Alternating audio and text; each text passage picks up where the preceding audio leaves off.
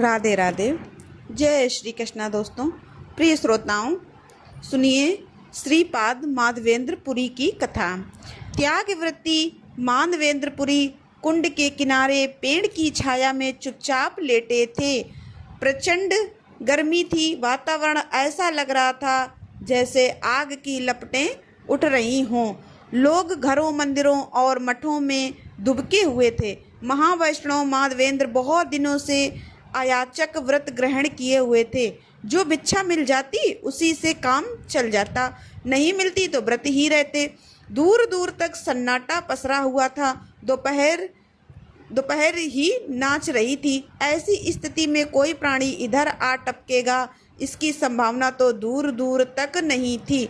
लेकिन माधवेंद्र ने विस्मित नेत्रों से देखा कि एक गोप बालक हाथ में दूध का बर्तन लिए सामने खड़ा था।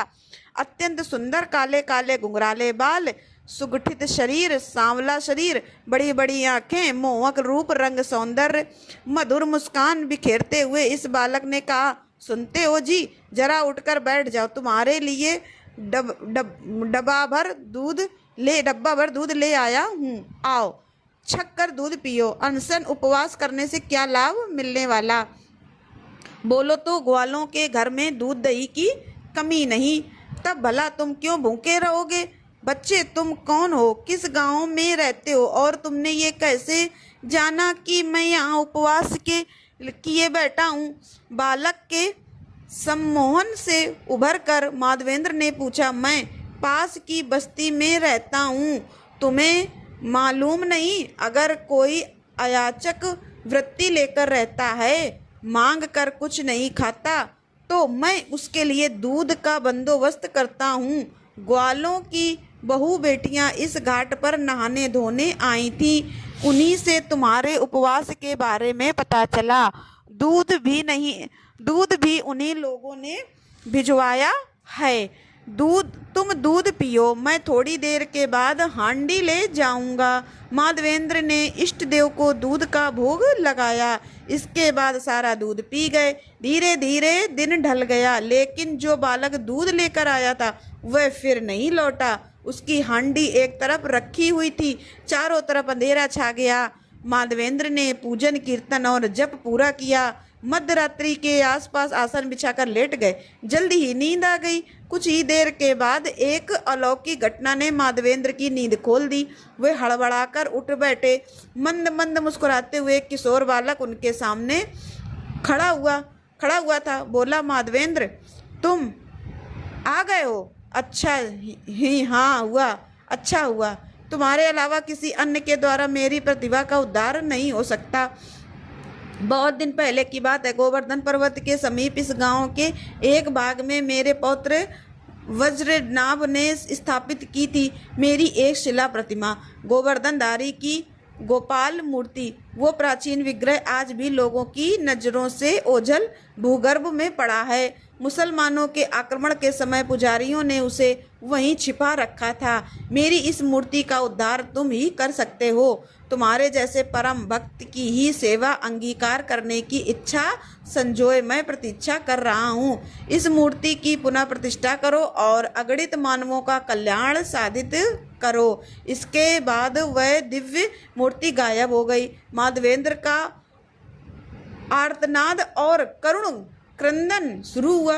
वे भूमि में लौटते लौटते जोर जोर से बिलखते। माधवेंद्र बार बार कह उठते, हे नाथ, अपने हाथ हांडी लिए मुझे दूध पिलाने आए, दर्शन दिए, मेरी सेवा स्वीकार की, फिर भी यह अधम आपको पहचान नहीं पाया है। दया में मेरा दुख अब असमय हो चुका है। थोड़ी देर के बाद सहज हुई। सोचा, ऐसा करते रहने से तो प्रभु की आज्ञा का पालन ही नहीं होगा। अपने श्रीमुख से सेवा ग्रहण करने की बात प्रभु ने कही है और यह भी संकेत दे दिया है कि इस वनभूमि में उनका विग्रह कहाँ गड़ा हुआ है। अब सबसे महत्वपूर्ण कार्य मेरे समझ यही है कि उस मूर्ति की खोज करके उसे प्रतिष्ठित किया जाए। फिर गांव के लोगों को बुलाकर उनसे इस अलौकिक वार्ता की बात कहने लगे। यह बात सुनकर गांव वालों में प्रबल उत्साह का संचार हो गया। गांव भर के लोग फरसे कुदाल लेकर आ गए और माधवेंद्र जी के साथ जंगल में स्थित उस कुंज की ओर चल पड़े जहां मूर्ति होने की बात कही गई थी। वहां से पेड़ पौधों का और लता गुल्मों की सफाई करने के बाद खुदाई करने पर गोपाल की मूर्ति मिल गई। अब तो मूर्ति देखकर ग्रामीणों के अंदर आनंद का सागर हिलोरे लेने लगा। माधवेंद्र तो मृमत्त हो गए। उस दिन सभी लोगों ने मिलकर उत्साह पूर्वक उस मूर्ति का अभिषेक विधान संपन्न किया। माधवेंद्रपुरी की अभिलाषा हुई कि इस अभिषेक के उपलक्ष्य में अन्नकूट का अनुष्ठान हो और वैष्णव साधुओं का भंडारा किया जाए।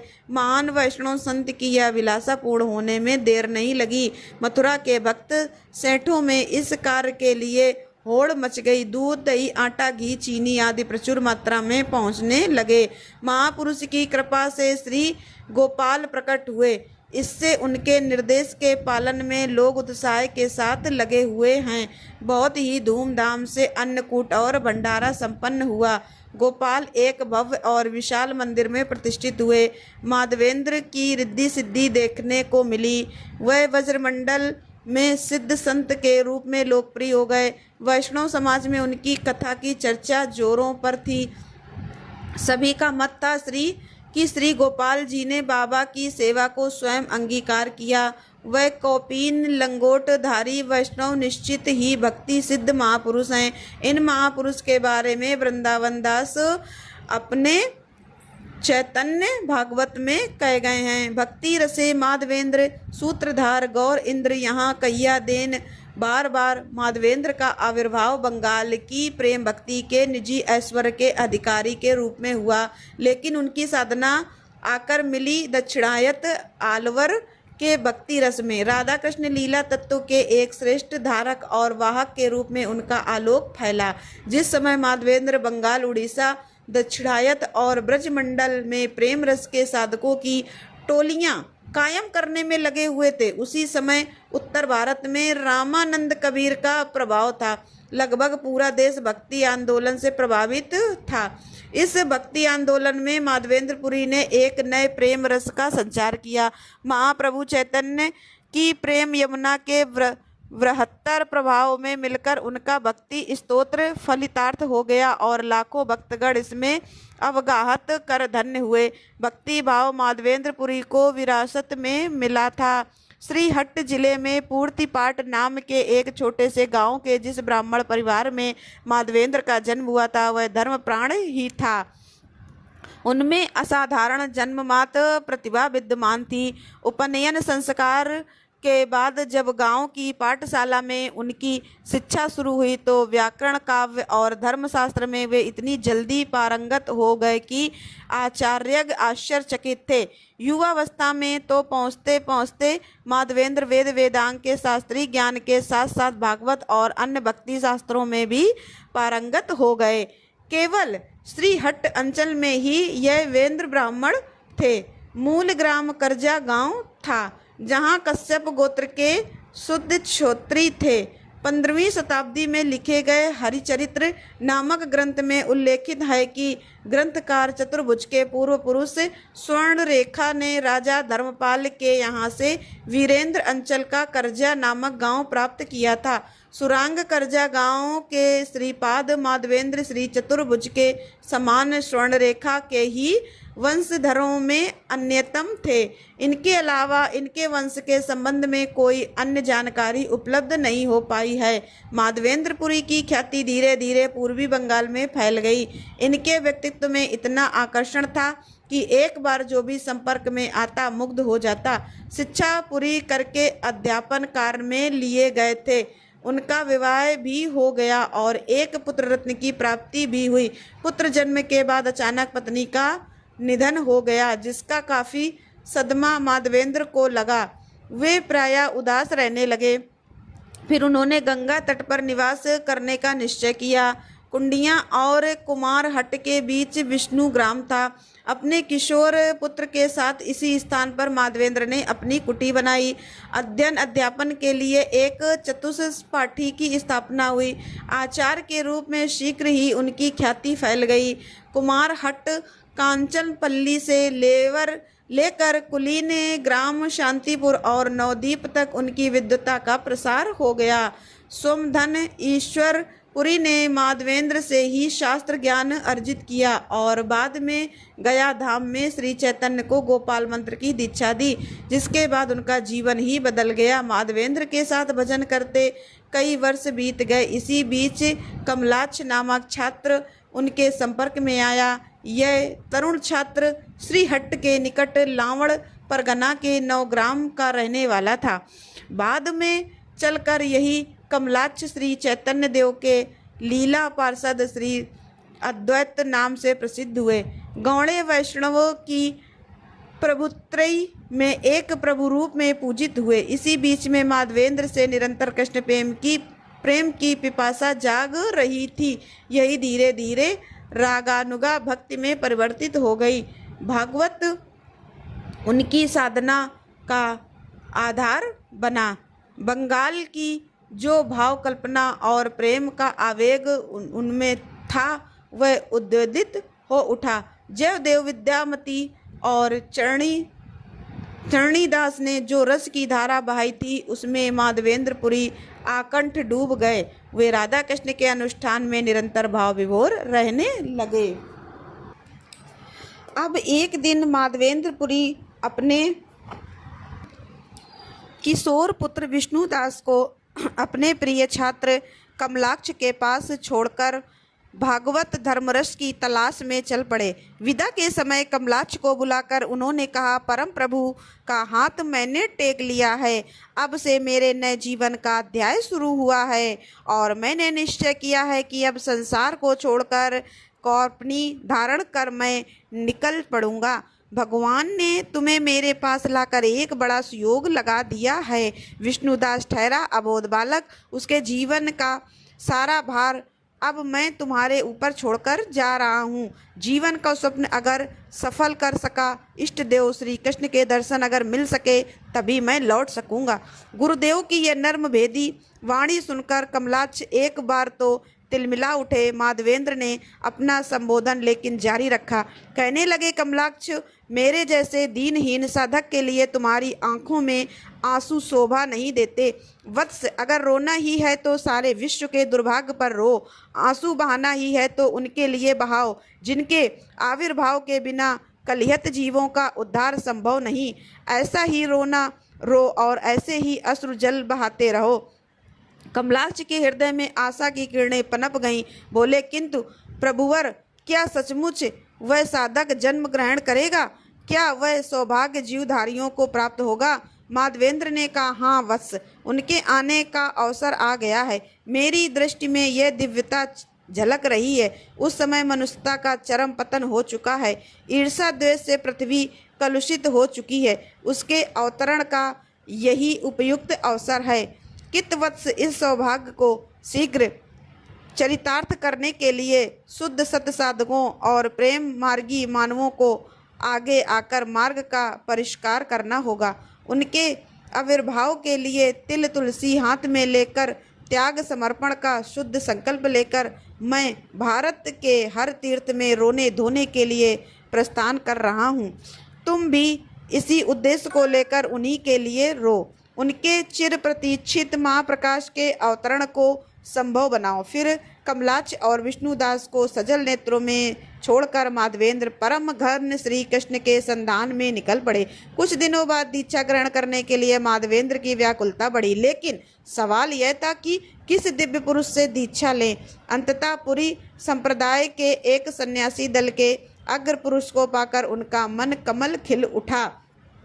एक दिन शुभ मुहूर्त में इसी महात्मा के आश्रम में आकर उन्होंने सन्यास की दीक्षा प्राप्त की। गुरु के पास कुछ दिन बिताकर वे परिव्राजन के लिए निकल पड़े। काफ़ी दिनों तक दक्षिण भारत के तीर्थ स्थलों का भ्रमण करते रहे, लेकिन जिस परम ब्रह्मा की प्राप्ति के लिए वह घर परिवार छोड़ आए थे वह नहीं मिल रहा था, इसलिए व्यग्र हो गए थे। अब वे मानसिक द्वंद्व में पड़ गए। जिस रसलोक की आकांक्षा उनके भीतर थी, उसके दर्शन क्यों नहीं हो पा रहे। भागवत का कृष्ण प्रेम उनका लक्ष्य रहा और श्रीधर स्वामी का प्रेम रसाश्रित भाष्य जीवन पथ का परम पाथे रहा, किंतु ज्ञान मार्गी संन्यास जीवन में उनका वह लक्ष्य, वह पात्र क्या अपने रूप में जीवित रहा?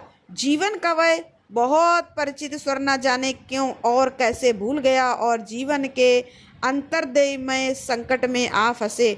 दक्षिण भारत का परिव्रजन करते हुए माधवेंद्र उडुपी मठ में आ गए। मध्वाचार्य के उत्तराधिकारी साधकों का यह मठ काफी प्रतिष्ठित था।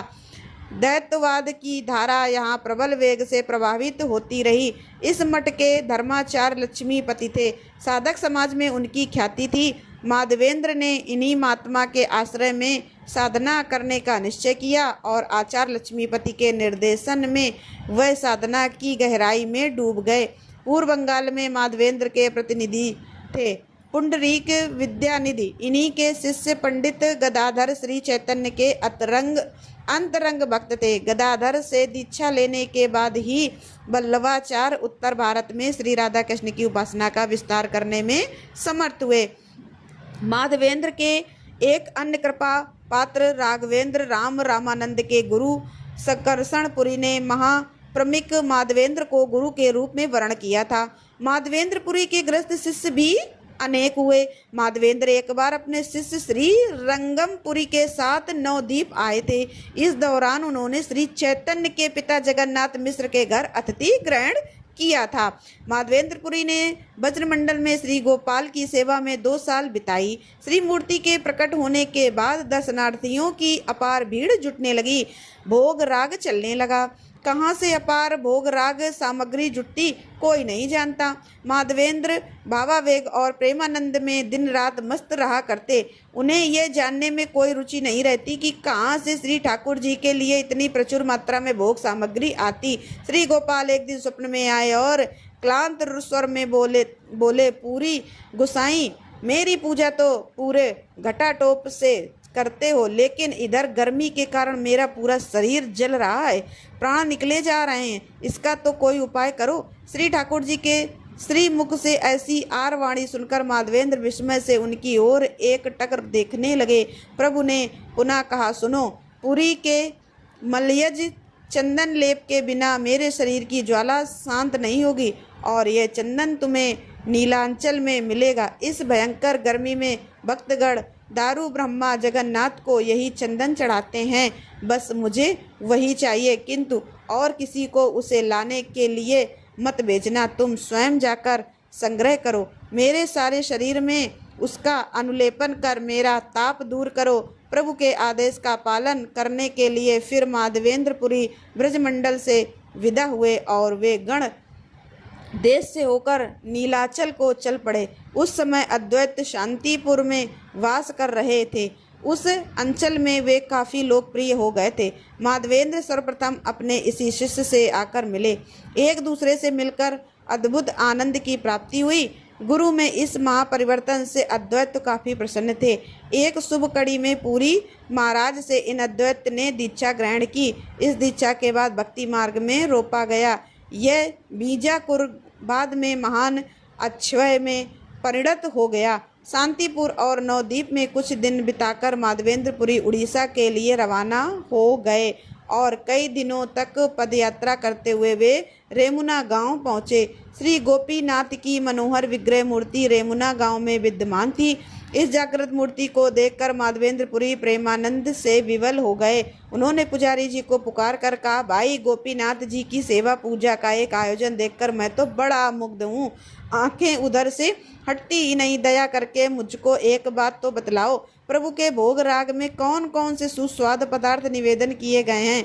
तब पुजारी जी ने मुस्कुराते हुए बताया, महाराज जी, प्रभु के भोग पदार्थों में सबसे बढ़कर है अमृत केली खीर, और यह तो सर्वथा अमृत के समान है। रोज ठाकुर जी के सामने खीर से भरी 9 हांडियाँ रखी जाती हैं। ऐसा भोग पदार्थ दूसरा नहीं मिल सकता और यह हमारे गोपीनाथ की खास चीज़ है। भोग राग समाप्त होने पर माधवेंद्रपुरी मंदिर से बाहर निकलकर गांव के हाट में पहुंच गए। रात को हो गई थी। हाट के लोग अपने अपने घरों को लौट गए थे। माधवेंद्र एक सुनसान झोपड़ी में बैठ गए। यह सोचने लगे कि वे तो अचानक सन्यासी थे, उनके मन में अमृत केली खीर के लिए फिर लालच क्यों आया? इस पाप को दूर करने के लिए वे सारी रात जागकर आप प्रभु का नाम गान करेंगे। इस तरह काफ़ी रात तक नाम धुन चलती रही। इधर गोपीनाथ मंदिर के पुजारी ठाकुर जी को शयन कराने के बाद बगल की कोठरी में सोने चले गए और थोड़ी ही देर में नींद आ गई। हठात उनके कानों में आवाज़ सुनाई पड़ी, उठो उठो, शीघ्र किवाड़ खोलो। पुजारी जी हड़बड़ा कर उठ बैठे। उन्हें फिर सुनाई पड़ा, अरे सुनो और देरी मत करो, देखो मेरे पीताम्बर की ओट में छिपा कर रखी है एक हांडी अमृत केली खीर, और यह अपने प्राण प्रिय भक्त माधवेंद्र के लिए छिपा कर रखी है। इस खीर प्रसाद को खाने की इच्छा उसके मन में जागी थी, लेकिन संकोचवश उसने मांगा ही नहीं। उसकी यह इच्छा पूरी किए बिना मुझे चैन नहीं मिलेगा। पूरी गोसाई इस समय हाट के एक कोने में बैठा मेरा नाम गान कर रहा है। उसे ढूंढ खोज कर मेरा यह प्रसाद उसे शीघ्र देकर आओ। भक्त वत्सल भगवान की यह कैसी अपूर्व लीला, यह कैसा अद्भुत प्रेम रंग। पुजारी जी रोमांच से भर उठे, आंखें पुलाकारसु भर आईं और वे ठाकुर जी के शयन कक्ष में दौड़ पड़े। देखा सचमुच ही पीताम्बर परिधान की ओट में एक हंडियाँ अमृत केली खीर छिपा रखी हुई है। झटपट उसे उठाकर वो दौड़ पड़े हाट की ओर और हाट में पहुंचकर जोर जोर से पुरी महाराज को पुकारने लगे। आखिरकार वे मिल भी गए। फिर प्रसाद की हंडी उनके आगे रखकर पुजारी जी ने कहा, महाराज आप तो अद्भुत भाग्यवान हैं। यह देखिए स्वयं गोपीनाथ जी ने आपके लिए यह अमृत के लिए खीर भिजवाई है। आपने खीर प्रसाद मांगा नहीं, यह ठीक है, किंतु दयालु ठाकुर जी ने आपके लिए स्वयं ही इसे छिपा कर रख लिया था। प्रिय भक्त के लिए गोपीनाथ स्वयं आज खीर चोर भी बन गए। प्राण प्रभु की एक ऐसी लीला है। गोपीनाथ के हृदय में कृष्ण प्रेम का सागर उत्तल तरंगों में उद्वेलित हो उठा। स्वयं आत्म विस्मृत होकर भूमि पर लौट गए। अंग अंग सात्विक भाव के प्रेम विकार से पुलकित हो उठा। पुजारी जी आनंद में भरकर सुधब खो बैठे। अस्फुट स्वरों में बोलते रहे, पुरी महाराज आप धन्य हैं, आपकी प्रेम भक्ति सार्थक है, कृष्ण भक्ति की साधना अनन्य है। आपके लिए प्रभु गोपीनाथ क्यों खीर चुराने के लिए विवश हुए। अब यह समझ में आ रहा है। जब माधवेंद्र प्रकृष्टित हुए तो पुजारी जी ने उन्हें साष्टांग दंडवत किया और प्रसाद की हांडी उनके सामने रख दी। माधवेंद्र जी का तो सारा शरीर थरथर कांप रहा था और आंखों से लगातार अश्रुधारा बह रही थी। महावैष्णव प्रेमावेश में कहे जा रहे थे, प्राणनाथ हे दीन दयाल अपार हैं, आपकी कृपा प्रभु, इस अधम के लिए आपने आप प्रसाद चुराए। इतना ही क्यों, वाहक द्वारा इस घोर निश्चित में भिजवा भी दिए। माधवेंद्र जी ने फिर प्रसाद ग्रहण किया और हंडिया के टुकड़े टुकड़े करके अपनी चादर में बांध लिया। स्नान और भोग राग के बाद फिर इन टुकड़ों का एक कण नित्य अपने मुंह में डालते और दिव्य प्रेम में उन्मत्त हो जाते, हंसते रोते नाचते गाते और श्री कृष्ण के प्रेम रस से सराबोर हो जाते। फिर यमुना से चलकर माधवेंद्र नीला चला गए। तीर्थ परिवराजन के बाद भगवान जगन्नाथ जी के दर्शन का सौभाग्य मिला। माधवेंद्र पुरी असीम प्रेम भाव में विभोर होकर सुधब खो बैठे। भक्ति और प्रेम की इस पराकाष्ठा को देखने का जिसे एक बार भी सौभाग्य मिला वह विस्मयग्रस्त हो उठा। भक्ति निष्ठा महापुरुष माधवेंद्र के आने की खबर चारों ओर फैल गई। भक्तों की भीड़ माधवेंद्र जी के दर्शन को उमड़ पड़ी। जगन्नाथपुरी के पंडित राजा के अनुचर और अन्य दर्शनार्थी आते रहते। पुरी महाराज श्री गोपाल जी के लीला विलास की कथा कहते, भाई लोग, हमारे गोपाल जी का आग्रह है कि वह जगन्नाथ जी के तरह चंदन और कपूर से अपने अंग को अनुलिप्त करेंगे और यह सब होना चाहिए इसी पवित्र क्षेत्र के जंगल में की उपज से। अब आप सभी कृपा करके हमारे लिए इसका उपाय कर दो और मेरी मुख लज्जा की रक्षा करो। फिर तो देखते ही देखते चंदन और कपूर का ढेर लग गया। इसके बाद इन वस्तुओं को ढोने वाले कहारों के साथ पुरी महाराज वृंदावन के लिए रवाना हो गए। अभी वे रेमुना तक पहुँचे ही पाए थे। वृंदावन बहुत दूर था। एक रात प्रसाद ग्रहण के बाद पुरी महाराज जगमोहन के कमरे के एक कोने में सो गए। रात्रि में उन्होंने एक स्वप्न देखा। ज्योतिर्मय मूर्ति से निकलकर त्रिभंग बंकिम रूप में गोपाल उनके सम्मुख खड़े हैं और वे मधुर मधुर मुस्कुराते हुए कह रहे हैं, वत्स माधवेंद्र, तुम्हें अधिक दौड़ धूप करने के लिए बाहर नहीं जाना है। तुम्हारे द्वारा लाए गए चंदन और कपूर वृंदावन में मेरे पास पहुंच गए हैं। गोपाल आगे कहते हैं, यह क्या सब तो मुझे प्राप्त हो गया है, क्या इसका विश्वास नहीं हो रहा? तब सुनो, गोपीनाथ का और हमारा एक ही विग्रह शरीर है। जो मैं वृंदावन में हूँ वही रेमुना में भी हूँ। तुम गोपीनाथ के अंग नित्य चंदन कपूर का अनुलेपन करो, हमारी देह शीतल होगी। मन में संशय दुविधा मत करो। फिर भोर होते ही पुरी महाराज ने मंदिर के सेवकों और भक्तों को बुलाकर उन्हें स्वप्न में सुनी गई बातों से अवगत कराया। स्वयं प्रभु की आज्ञा हुई है और वह भी प्रेम भक्ति सिद्धपुरी गोसाई के मुख से सभी ने उल्लास के साथ यह कथा मान ली। अत निष्ठावान सेवक द्वारा प्रतिदिन श्री गोपाल जी के विग्रह की कपूर चंदन का अनुलेपन चलने लगा। गर्मी भर माधवेंद्रपुरी रेमुना में ही प्रभु की सेवा करते रहे। इसके बाद फिर नीलाचल लौट गए। भक्त शिरोमणि माधवेंद्र जी की अमृत कथा आगे चलकर श्री चैतन्य के श्री मुख से बहुधा सुनने को मिला करती। पुरी महाराज का अपूर्व प्रेम, उन्माद और अष्ट सात्विक विकार की बात सुनकर भक्तों के विस्मय की सीमा नहीं रहती। संन्यास ग्रहण करने के बाद महाप्रभु नीलाचल जाते समय रेमुना पधारे थे। वहाँ प्रवास के दौरान पुरी महाराज की स्मृति और गोपीनाथ की लीला रंग कथा उन्हें बार बार स्मरण हुआ थी। भक्त कवि कृष्णदत्त कविराज ने बड़ी ही श्रद्धा के साथ इसका उल्लेख भी किया है। प्रभु कहे, नित्यानंद कर विचार, पूरी सम भाग्यवान जगते नहीं और दुख दान चले कृष्ण यारे कृपा कैला यार, प्रेम वश या प्रगट हला सेवा, अंगीकार करी जगत तारीला, यार लागी गोपनी शेर चूरी कैला, कपूर चंदन चार अंगे चरवाइला वैदी। भक्ति का अनुसंधान करते हुए श्री माधवेंद्र ने जीवन साधना शुरू की। उत्तरकालिक जीवन में वही उन्हें रागुनगा प्रेम रसाश्रित भक्ति की चरम साधना तक पहुंचा गई। श्री चैतन्य देव को श्री माधवेंद्रपुरी के परम शिष्य राय रामानंद के मुख से भक्ति धर्म का पूर्वांग परिचय प्राप्त हुआ। एक बार महाप्रभु ने पुरी धाम पर सार्वभौम से कहा था, दक्षिणात्य देश जाकर नाना पंथों नाना धर्म संप्रदायों का परिचय प्राप्त हुआ। उनके संसर्ग में आया भी, पर इनमें राय रामानंद का ही मतवाद मुझे श्रेष्ठ लगा।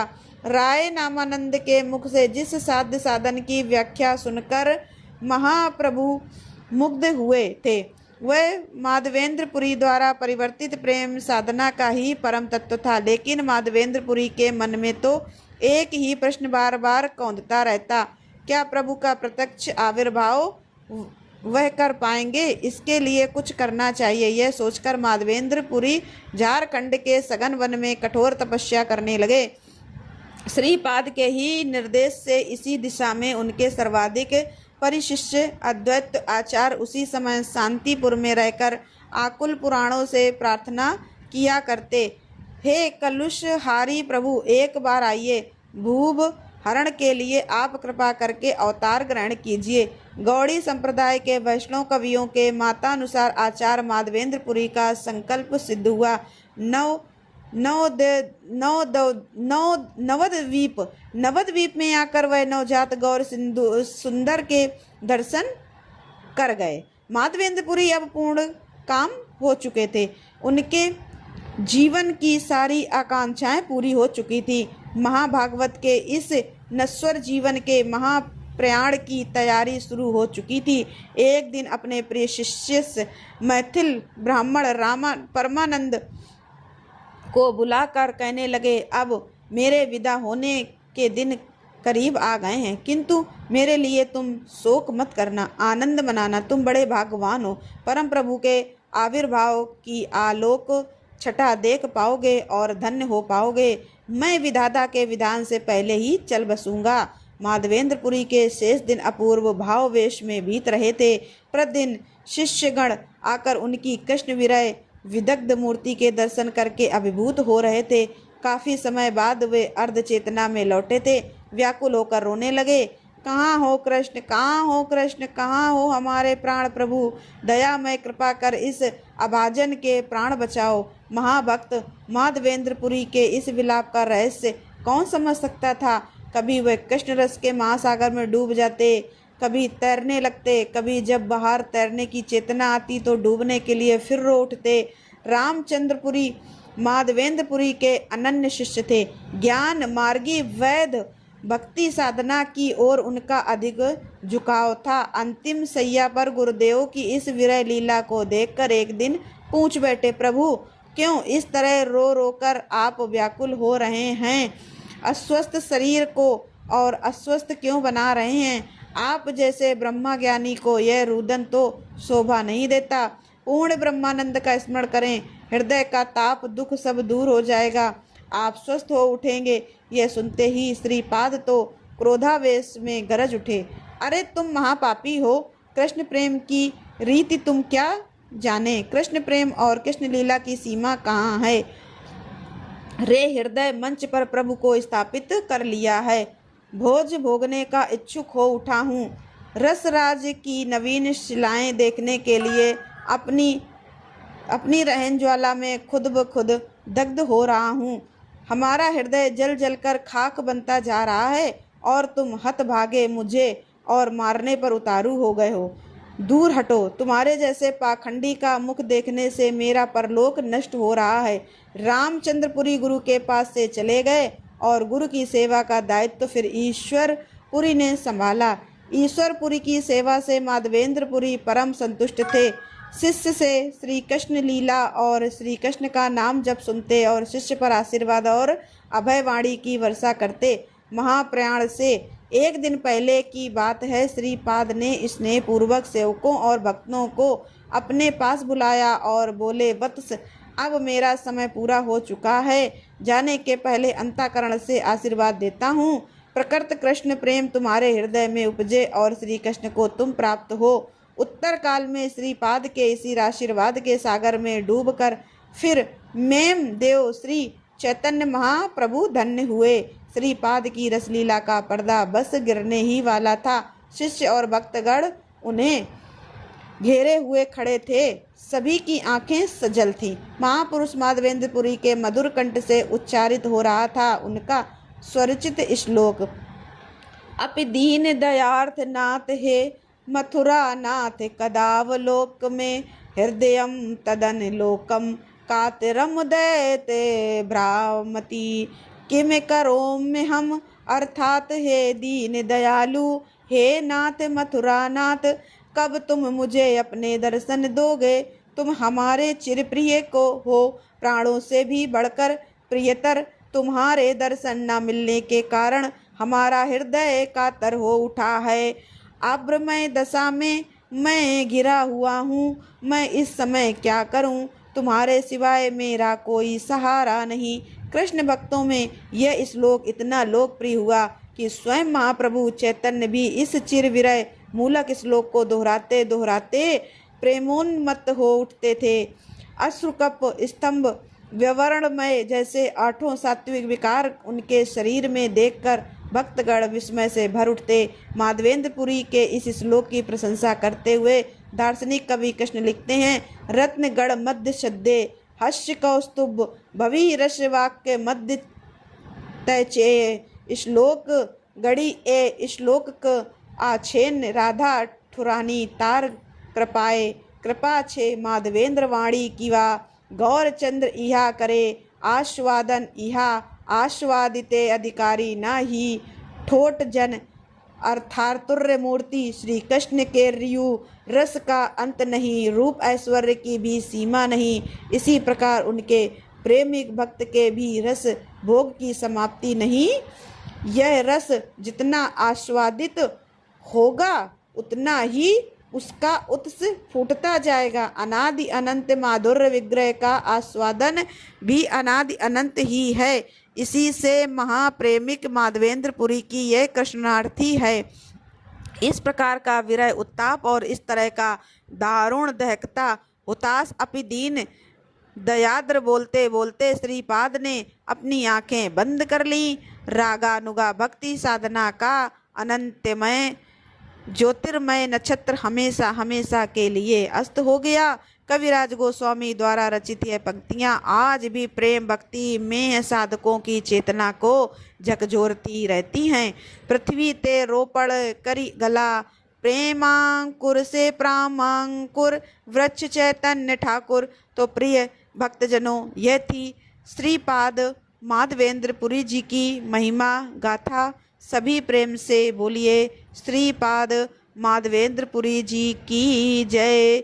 श्री जगन्नाथ भगवान की जय। अब सुनिए सीता नित्यनेम की कहानी। ये कहानी सीता माता कहती थी और भगवान श्री राम इसे सुना करते थे।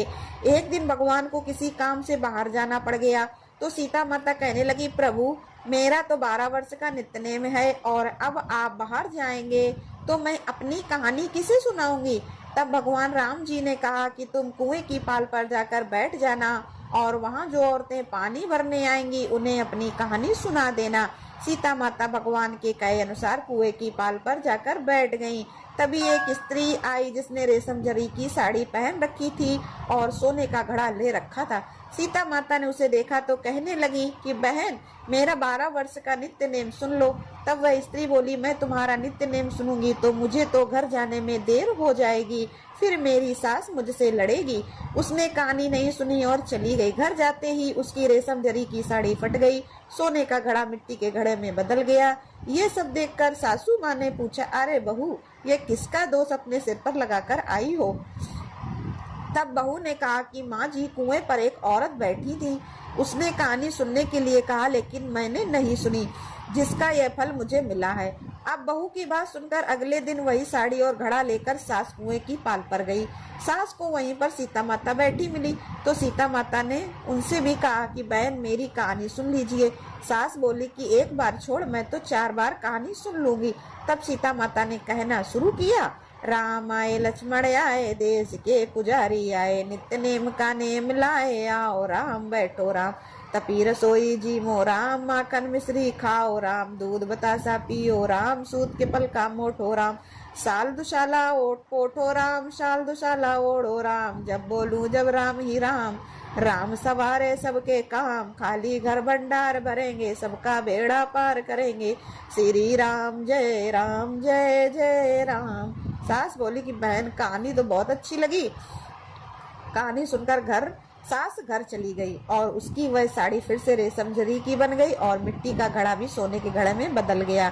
यह सब देखकर बहू बोली, माँ जी आपने यह सब कैसे किया। सास ने कहा, बहू तू तो दोष लगा के आई थी और मैं अब दोष उतार कर आ रही हूँ। बहू ने हैरान होकर फिर पूछा कि तो माँ जी वह कुएं वाली स्त्री कौन है।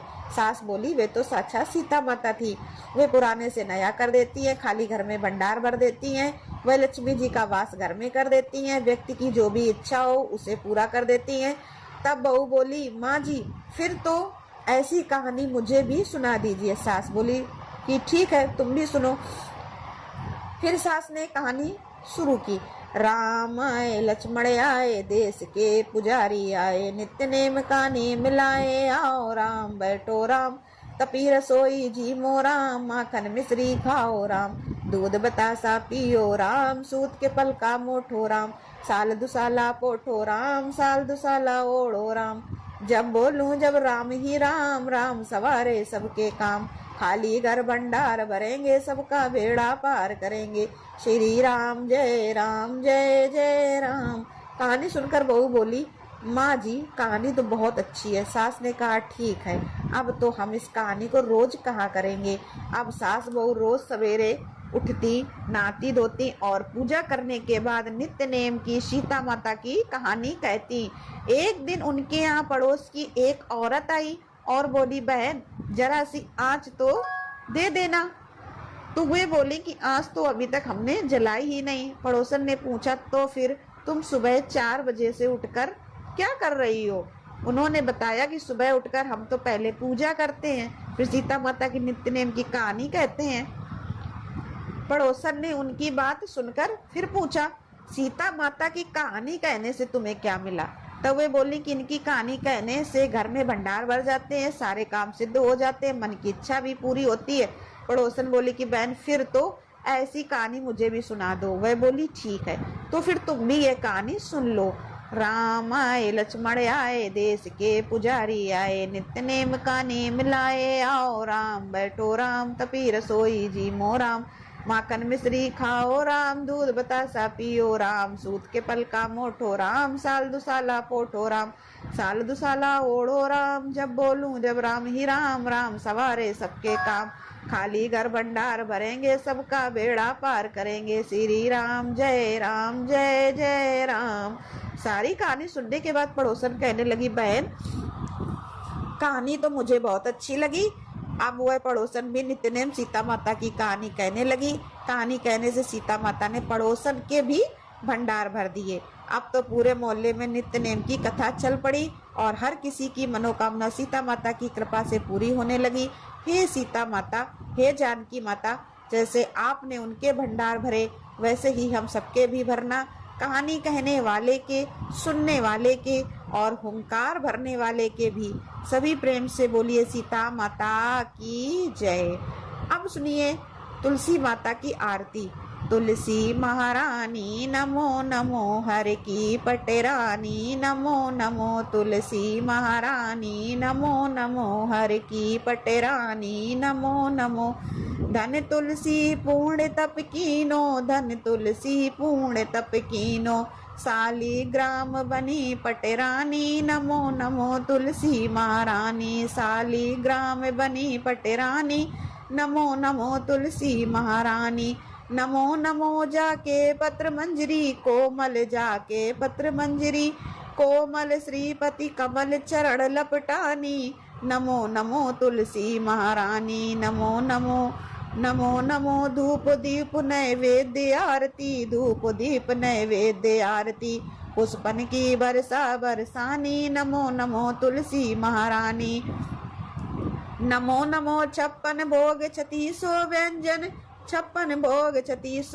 व्यंजन, बिन तुलसी हरिये के नमानी नमो नमो, तुलसी महारानी बिन तुलसी हरिये के नमानी नमो नमो, तुलसी महारानी नमो नमो, सभी सखी मैया तेरो यश गावे, सभी सखी मैया तेरो यश गावे, भक्ति दान दी जय महारानी नमो नमो, तुलसी महारानी नमो नमो, तुलसी महारानी नमो नमो, हर की पटरानी नमो नमो, तुलसी महारानी नमो नमो, हर की पटरानी।